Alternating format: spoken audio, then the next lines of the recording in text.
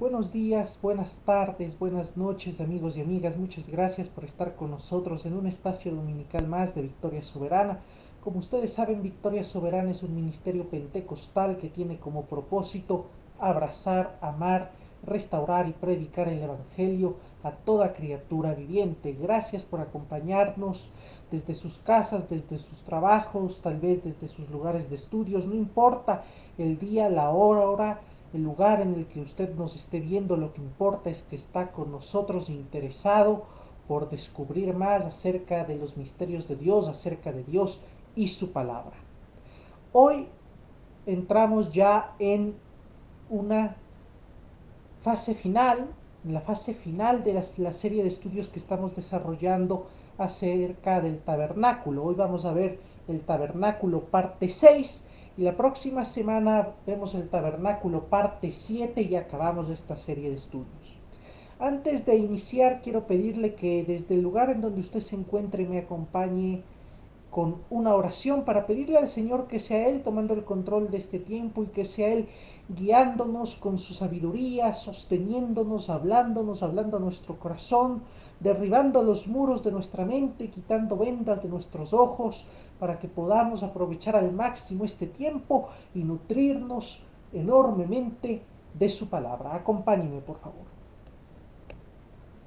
Querido Dios, gracias Señor por este día en el que nos permites enseñar y aprender tu palabra, bendito Dios. Gracias porque nos permites descubrir tus misterios, nos permites escudriñar las escrituras, bendito Señor, para de esa forma descubrir el camino que tú quieres que nosotros tomemos, el camino que nos tienes preparado, que es el camino de la salvación y de la vida eterna. Señor, gracias Padre, porque tú en tu inmensa misericordia te acordaste de nosotros y nos has dado el privilegio de ser llamados tus hijos, bendito Dios. Gracias porque buscas guiarnos, porque nos enseñas, Señor, a través de dificultades, a través de problemas, a través de bendiciones, a través de muchas cosas nos enseñas cuál es tu camino, Señor. Te pedimos que en este tiempo seas tú tomando el control, que seas tú transformando mentes, que seas tú transformando corazones, derribando muros, quitando vendas, que seas tú edificando una verdadera iglesia, Señor, que seas tú edificando una verdadera iglesia en nuestros corazones, porque necesitamos que tu palabra ante todo se siembre en nuestros corazones para poder dar un mensaje verdadero, fiel, positivo al mundo acerca de ti, Señor. Te lo pedimos, por favor. Te pido, Señor, que en este tiempo, bendito Padre, ninguna palabra de hombre salga de mi boca, que de mi boca salga solamente palabra que venga de ti y nada más que de ti y que sirva para restaurar, para edificar, para liberar, Señor, y para bendecir. Te lo pido, Padre, en el nombre de Cristo Jesús. Amén y amén. Bien, entramos en la sexta parte de esta serie de estudios bíblicos sobre el tabernáculo. Eh, Hoy vemos la parte 6, el próximo domingo la parte 7 y acabamos los estudios bíblicos sobre el tabernáculo. Si usted se perdió alguna de estas partes, alguna serie de este mensaje, usted puede buscarlo en nuestra página de YouTube, Victoria Soberana, y también puede buscarlo en nuestra página de Facebook, Victoria Soberana igualmente. Bien, como ya estamos en la fase final de esta serie de estudios sobre el tabernáculo, tenemos que ir sacando algunas conclusiones. Tenemos este mensaje y el de la próxima semana van a ser mensajes que nos ayudarán a sacar conclusiones acerca del tabernáculo y de cómo Dios ha querido bendecir nuestras vidas a través de estos mensajes. Yo quiero que usted me acompañe a Éxodo 5.1. Es muy breve y dice así. Después Moisés y Aarón fueron al faraón y le dijeron, el Señor, el Dios de Israel, dice así, Deja ir a mi pueblo para que me celebre una fiesta en el desierto. Este versículo nos muestra cuál fue el propósito de Dios al sacar al pueblo de Israel de Egipto. El propósito de Dios fue hacer manifiesta su gloria. Aquí podemos ver cómo el pueblo de Israel, el pueblo de Dios, es instrumento de su gloria. Los hijos de Dios somos bendecidos cuando nos dejamos usar para la gloria de Dios. Es decir, que no importa la situación, no importa quién sea el faraón, no importa cuál sea la potencia que nos oprime, Dios conoce la dificultad por la que pasamos. No importa la adicción, no importa la prueba, el tormento, el divorcio, el maltrato por el que tú estás pasando, Dios lo conoce. Dios conoce el bajón por el que tú estás pasando y es eso lo que precisamente Dios va a usar para hacerte instrumento de su gloria y de sus propósitos y enseñarte importantes lecciones. Lo único que tú tienes que decidir es si tomas, si adoptas o no las lecciones que Dios te brinda. Isaías 43:2 nos dice: cuando pases por las aguas yo estaré contigo, y cuando pases por los ríos no te inundarás. Cuando andes por el fuego no te quemarás, ni la llama te abrazará. Básicamente Dios nos está hablando en este momento y nos está diciendo que lo que pase, Él lo está usando y lo usará para enseñarte importantes lecciones y para cumplir su propósito en ti. Y si para eso debe sacarte de la esclavitud, si para eso debe hacerte pasar por el desierto y luego hacer que en medio de la nada le adores y le construyas algo, como pasó con el tabernáculo, Él lo va a hacer. Recuerda que cuando Dios sacó al pueblo de Israel, el pueblo de Dios salió sin nada, salió de la esclavitud y ahí, en medio de la nada, en el desierto, Dios los bendijo y los guió hasta esa tierra prometida que fluía leche y miel y los prosperó y les dio lo suficiente como para que pudieran construirle ahí, en medio de la nada, una tienda, un templo en el cual moraba un arca de oro y madera acacia. Imagínese la gloria de Dios actuando para que ese pueblo en medio de la nada, eran beduinos, eran gente que andaba por el desierto. Imagínese usted la gloria de Dios para que ese pueblo que salió sin nada pudiera construirle ahí en medio del desierto un arca de oro y madera acacia. Imagínese cómo Dios obró.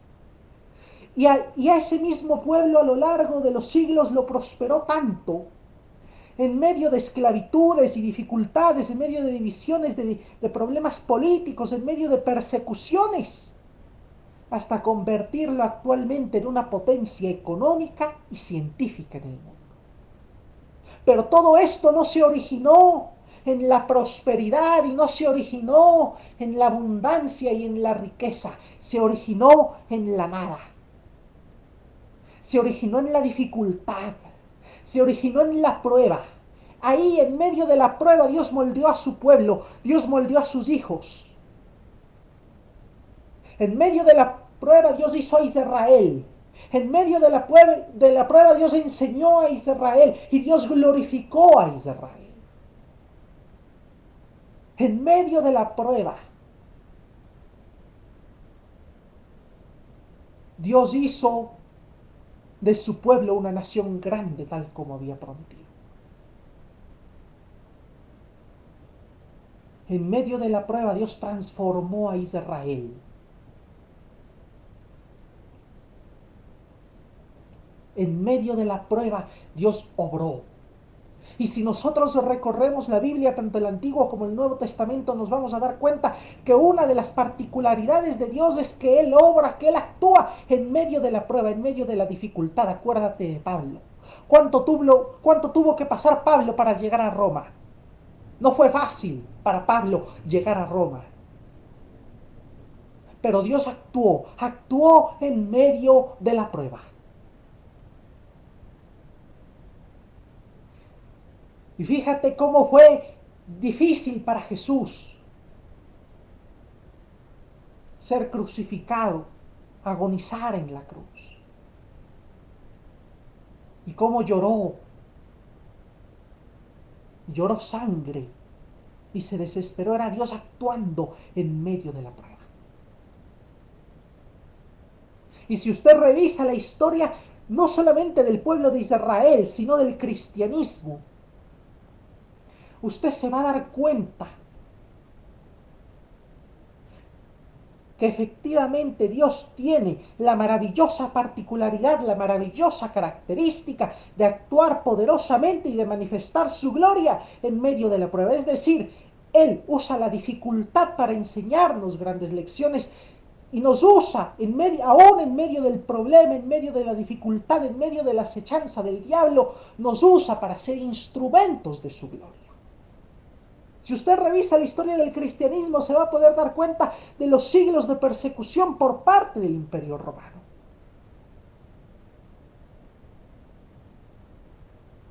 Pero eso no evitó que Dios usara esa persecución para ser instrumento de su gloria. Y eso no evitó que Dios bendijera al cristianismo y que Dios hiciera que el cristianismo se propagara. Mientras más lo perseguían, más fuerte se propagaba el cristianismo. Y eso no evitó que el cristianismo llegara de una forma u otra a todos los rincones del mundo de aquel entonces. Dios usa la dificultad para enseñarnos lecciones y para bendecirnos, para cumplir su propósito en nosotros.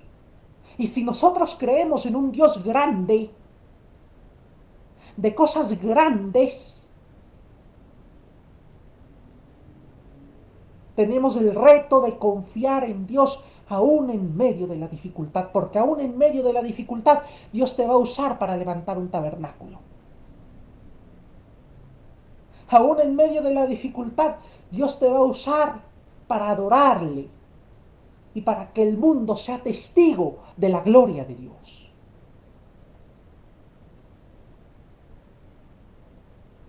Si leemos Éxodo 22, dice así: yo soy el Señor tu Dios que te saqué de la tierra de Egipto, de la casa de esclavitud. Si leemos esto, nos vamos a dar cuenta que a Dios no le importó cuán esclavo y cuán miserable era el pueblo de Israel.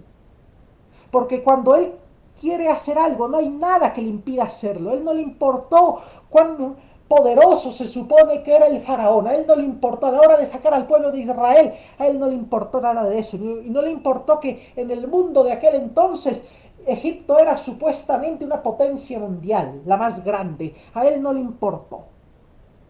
A Él no le importó eso para sacar de la esclavitud a su pueblo, para cumplir su propósito. Y asimismo no le va a importar el problema por el que tú estés pasando para cumplir su propósito en ti. Y cuando Él quiere hacer algo, no hay nada que le impida hacerlo. Generalmente, como pueblo de Dios, como iglesia, tenemos la tendencia a confundir legalismo con santidad.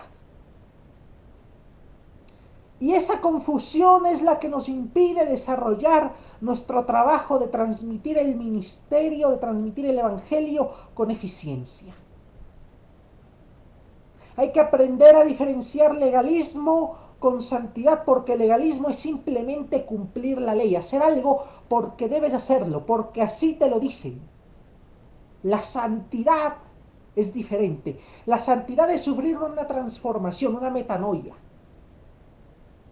Y al no entender esa diferencia, nos vemos impedidos de transmitir el propósito y el mensaje liberador de Dios a otros. Porque no nos acordamos de donde Dios nos sacó.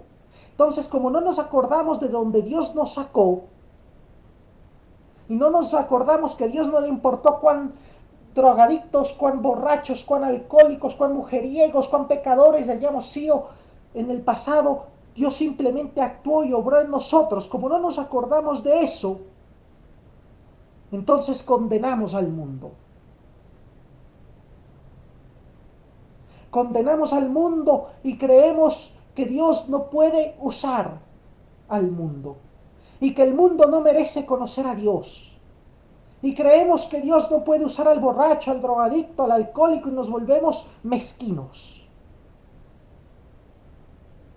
Como iglesia no hemos comprendido todavía la diferencia entre juntarnos con el mundo y ser del mundo. Como hijos de Dios no podemos ser del mundo porque le pertenecemos a Dios. Pero precisamente si nos jactamos de ser hijos de Dios, debemos juntarnos con el mundo. Debemos salir al mundo y predicar la palabra de Dios. Salir al mundo y predicar que no importa el problema tan grande por el que estés pasando, Dios puede y va a usarte y va a cumplir su propósito en ti.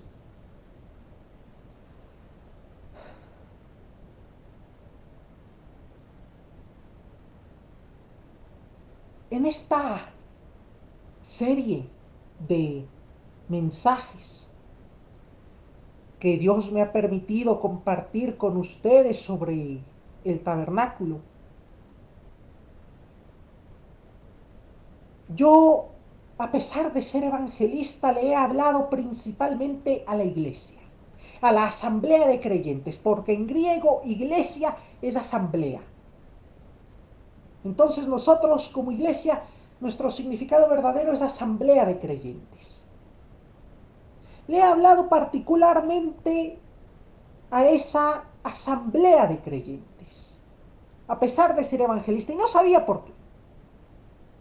Pero en esta semana Dios me hizo ver, me hizo entender, para ser más concretos, el martes de esta semana, mientras me preparaba, mientras escuchaba una prédica, Dios me hizo entender por qué en esta serie de mensajes le estaba yo hablando particularmente a la iglesia, los que supuestamente no necesitan ser evangelizados porque ya conocen a Dios. Dios me hizo entender por qué le hablaba particularmente a la iglesia en este mensaje, siendo yo evangelista. Y resulta que Dios habló a mi corazón y habló a mi mente, abrió mi mente y me dijo que para que la iglesia pueda salir al mundo, pueda ir y hacer discípulos, la iglesia debe crecer. Es parte del ciclo natural de la iglesia que ésta crezca. Pero esta asamblea de creyentes, esta iglesia no puede crecer si no hablamos con los demás, si no hablamos con el mundo. Yo sentía que Dios hablaba a mi corazón y me decía: Luis, para que una asamblea pueda deliberar, para que una asamblea pueda resolver y tomar acciones sobre los puntos que la ocupan, debe crecer y debe contar con todos y debe ser amplia y debe ser plural. Para que la iglesia crezca debe ampliarse, debe salir, no debe temer al mundo, debe ser plural. No debemos temer al mundo. Y ahí fue que yo entendí por qué le estaba hablando particularmente a la iglesia en esta serie de mensajes. Para decirle que no podemos, que no debemos temer al mundo. Todo lo contrario, debemos temerle al mundo. Y Dios ponía en mi mente recuerdos y muchas historias y muchas anécdotas y tantas cosas que yo he visto en la iglesia desde que era un niño y me acordaba yo cómo las personas apenas se convierten, van a la iglesia y todo va bien y ven que alguien llega, que alguien nuevo llega a la iglesia y lo reciben con entusiasmo, lo animan a continuar, hablan el lenguaje de ese inconverso hasta convencerlo de que se rinda a los pies de Cristo. Pero a medida que pasa el tiempo ya nos da igual si llegan o no llegan nuevos. Y si llegan no les prestamos tanta atención, la responsabilidad cae sobre el pastor, sobre los ujieres, sobre el ministerio de evangelismo. Y no permitimos que el mundo se nos acerque porque dejamos de ser cordiales y ya no nos importa convencer al mundo del mensaje de Dios, solo nos importa no contaminarnos, entre comillas, y esa no es la esencia del Evangelio. Yo creo que lo más importante que Dios está diciendo a nuestras vidas en este momento es que recuperemos nuestra esencia y salgamos fuera a hacer que la asamblea de creyentes crezca, a impactar al mundo. Yo creo que Dios está hablando de manera poderosa para decirnos que debemos recordar que Dios puede y desea usarnos. A pesar de nuestros problemas, Él nos rescató, nos liberó de la esclavitud y puede hacerlo con muchos, puede hacerlo con todo el mundo. Esa es la esencia que nosotros debemos salir a predicar. Esa es la esencia de la iglesia, de esta asamblea de creyentes que nos hemos olvidado. Esa es la esencia que hemos olvidado, que se ha perdido por ahí. Debemos recordar y salir a decirle al mundo que aún en esclavitud, aún en pobreza, aún sin nada, aún en el desierto, Dios puede usarnos y hacer que le edifiquemos un tabernáculo y hacer grandes cosas con nosotros. Y debemos salir a predicar de ese Dios. No debemos temer evangelizar. No debemos temer salir al mundo. No debemos temerle al mundo. A lo único a lo que le debemos temer es a temerle al mundo, porque en el momento en que nosotros le empezamos a temer al mundo, le estamos dando más poder al mundo que a Dios y le estamos dando más de reconocimiento al mundo que a Dios. Estamos diciendo que, ay, no, yo le temo al mundo porque el mundo me puede convencer y yo puedo regresar al mundo. Y se nos olvida que fue Dios el que creó el mundo, que Dios es más poderoso que el mundo y que Dios tiene un propósito con nosotros y que por tanto no hay nada que se pueda interponer en el propósito de Dios con nosotros y por ende no debemos temerle al mundo.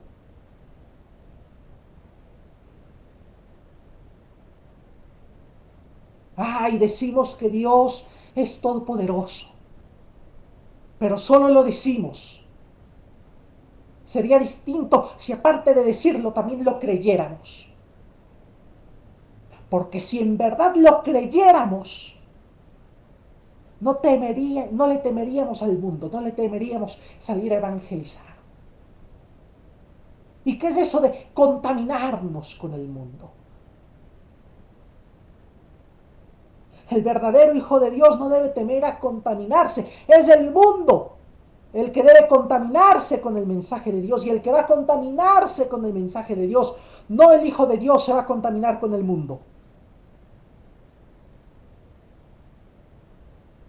¿O acaso usted cuando Pablo se convirtió, usted ve en la Biblia que Pablo dudaba si ir a predicar. Señor, ¿será que si voy a Roma me contamino de los romanos? No. Pablo sabía lo que debía hacer, sabía que el mundo no era el peligro, que el peligro era él para el mundo. Y salió sin problema y fue y evangelizó. ¿Y qué es eso de contaminarse? Pablo no le temía contaminarse. Pablo quería llegar a Roma para ser él el que contamine el mensaje del reino. Y no le importó la tormenta que tuvo que pasar, que tuvo que caer preso, que lo mordió una víbora, que naufragó en el mar. No le importó nada con tal de llegar a Roma.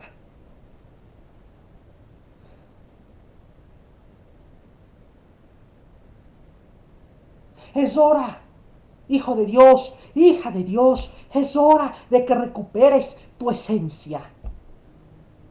Es hora de que entiendas y prediques que Dios puede usarte, no importa qué tan esclavo seas, no importa qué tan pecador seas, no importa qué tan borracho seas, no importa qué esclavitud tengas, no importa el problema enorme, no importa el divorcio, no importa nada.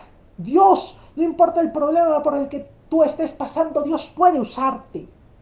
Dios puede limpiarte y puede usarte como instrumento para su gloria. Es hora de que lo comprendas, es hora de que lo creas y es hora de que salgas a predicar. Y cuando lo hayas creído con todo tu corazón, ahí sí vas a poder decir de verdad, entendiéndolo plenamente, cuán grande y poderoso es el Señor. Porque estamos acostumbrados a decir, Señor, cuánto poder tienes y eres glorioso y eres poderoso, pero no lo creemos de verdad. No lo creemos de verdad porque tememos hacer manifiesta nuestra fe. Y tememos impactar al mundo porque creemos que el mundo va a impactarnos a nosotros y no es así. Si lo creyéramos de verdad no temeríamos. Iglesia, es hora de dejar de temer. Iglesia, es hora de empezar a actuar, de empezar a evangelizar. La palabra dice que no pueden conocer si no hay quien les predique. Es hora de salir a predicar.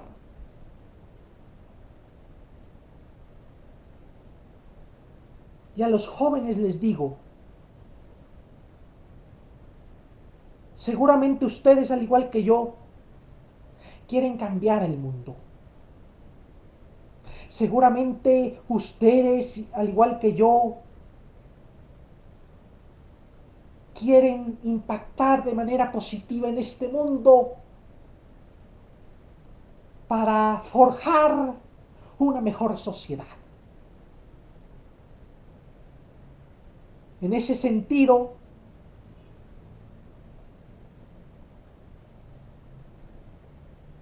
el único que puede transformar el mundo, el único que puede hacernos instrumentos útiles para transformar el mundo, es Dios.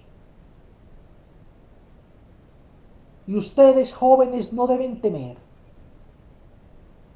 No deben temer al mundo y no deben temer dejarse usar por Dios.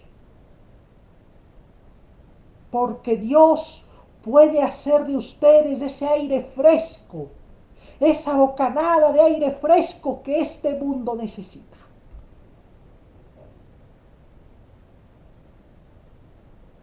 La juventud está llena de sueños de transformación. Y el pueblo de Dios, esta asamblea de creyentes, no debe temer transformar, no debe temer a la innovación. Al contrario, debe buscarla, perseguirla, debe lograr la innovación de la mano de Dios. Jóvenes, si ustedes quieren impactar al mundo, ríndanse a Dios.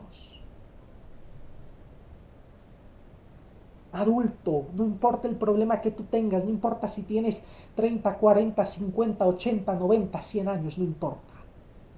No importa el problema, no importa la edad, acércate a Dios. Y ante todo, tanto jóvenes como adultos no tengan miedo al mundo. Es el mundo, es el mal, son los poderosos los que deben temer el mensaje de transformación del reino. No le tengan miedo a salir al mundo, a hacer que la asamblea de creyentes crezca. No le tengan miedo a salir a predicar.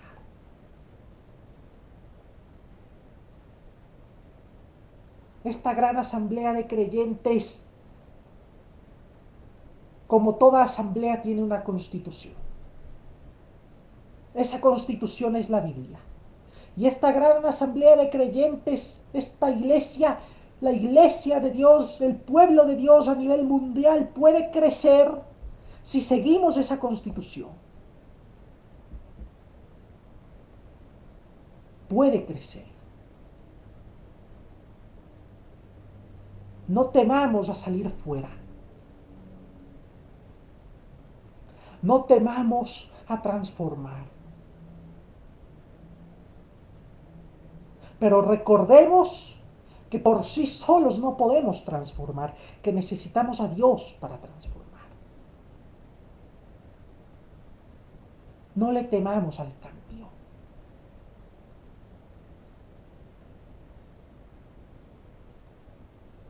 Podemos hacerlo mejor. Como pueblo de Dios, como hijos de Dios, debemos reconocer que no lo hemos estado haciendo bien, pero podemos hacerlo mejor. Debemos hacerlo mejor.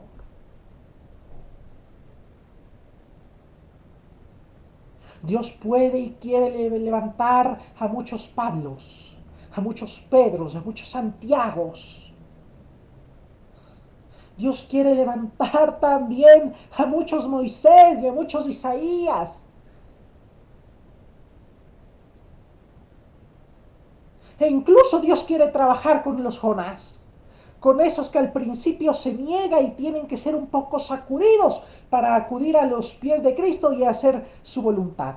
Dios también puede y quiere trabajar con los Jonás que hay por ahí sueltos en el mundo. Simplemente no debemos temer. Para que eso suceda simple y sencillamente, no debemos temer.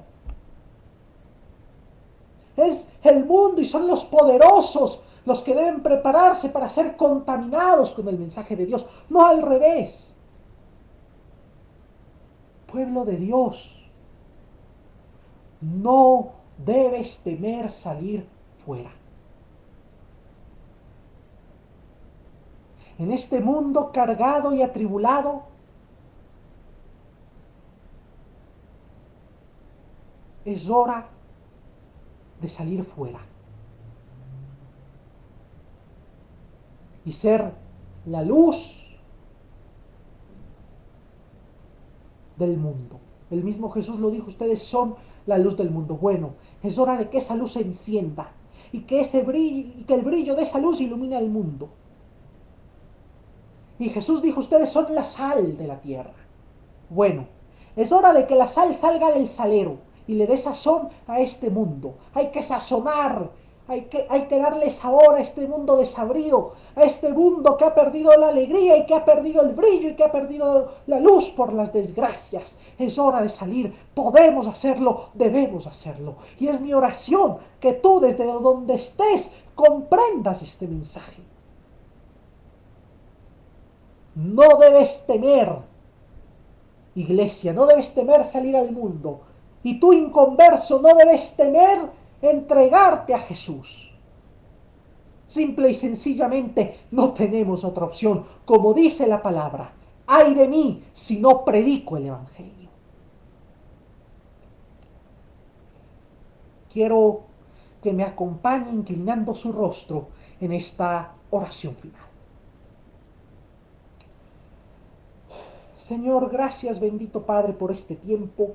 Gracias Señor por este tiempo en el que tú has hablado y nos has sacudido, bendito Dios. Nos has dicho que es hora de recobrar el primer sentido de tu palabra, el primer sentido de tu mensaje, del Evangelio y salir fuera, Señor. Por favor, te pido que este mensaje sea sembrado en nuestros corazones, que no muera, que no se queden simplemente en palabras, que podamos ser mejor iglesia, mejor asamblea de creyentes, que podamos ser mejores hijos tuyos, que podamos salir a impactar de manera positiva este mundo con tu mensaje, Señor. El mundo lo necesita y nosotros necesitamos hacerlo, porque sólo así, Señor, creyendo ciegamente en ti y en la salvación de Jesucristo, y entregando nuestra vida por y para ti, somos dignos de ser llamados hijos de Dios.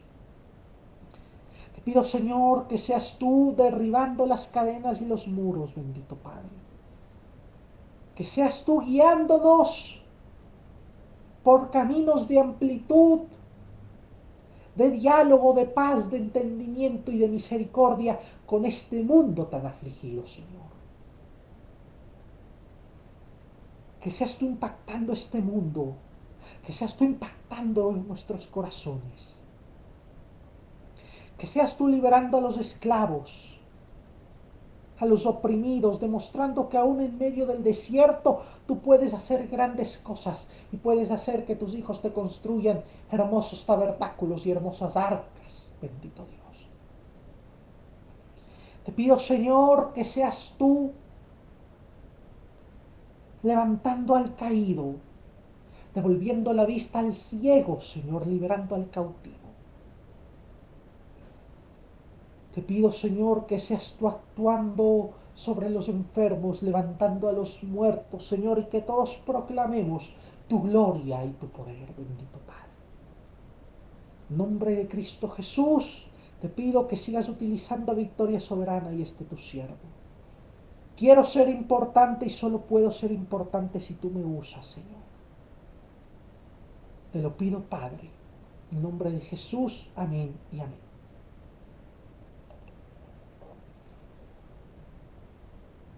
Bueno, mi amigo, mi amiga, muchas gracias por acompañarnos en un espacio dominical más de Victoria Soberana. Quiero saludar a nuestro hermano Saulo Malaver, que nos escribe desde España, siempre eh, fiel a nuestra sintonía los domingos aquí en Victoria Soberana. Un saludo y Dios le bendiga a él y Dios bendiga a todos, a toda esta tierra, a todos los que nos siguen y a toda esta tierra que está necesitando tanto del amor de Jesús. Nos vemos la próxima semana con la parte final de esta serie de estudios sobre el tabernáculo. Recuerde que definitivamente Jesucristo es el camino y Él le llevará a un océano de victoria. Le invitamos a compartir nuestro mensaje, a compartir nuestro contenido, pero sobre todo le invitamos a hacer luz y a hacer paz en medio de la tormenta, a hacer luz en medio de la oscuridad, a hacer sal en medio de un mundo desabrido y a compartir el mensaje de Dios. Hasta la próxima semana. Recuerda que definitivamente Jesucristo es el camino y Él lo llevará a un océano de victoria. Muchas gracias. Bendiciones.